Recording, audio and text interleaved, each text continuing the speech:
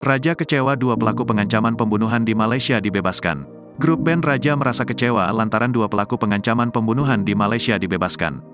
Diberitakan sebelumnya, grup band yang digawangi oleh Ian Kasela, Moldy, dan Seno disekap dan diancam akan dibunuh ketika selesai tampil di Johor Bahru, Malaysia. Kejadiannya di Malaysia, tapi pagi dapat informasi ternyata dua pelaku itu sudah diperiksa. Tadi pagi ternyata dia dilepas, kata Ian saat ditemui di Mabes Polri, Jakarta Selatan, Senin, tanggal 13 Maret tahun 2023. Menurut Ian Kasela, kedua pelaku pengancaman pembunuhan itu membayar denda yang diminta oleh pemerintahan Johor Bahru. UU yang berlaku di sana, jika mampu bayar, mereka dilepas sebagai jaminan, ujar sang vokalis. Hal itu lantas membuat Raja semakin takut karena kedua pelaku masih berkeliaran. Raja pun meminta Polri memberikan perlindungan kepada keluarganya agar tidak terjadi hal-hal yang dikhawatirkan.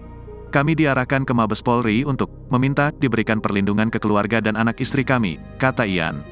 Selanjutnya, Raja diminta untuk mendatangi Interpol demi melanjutkan kasus ini.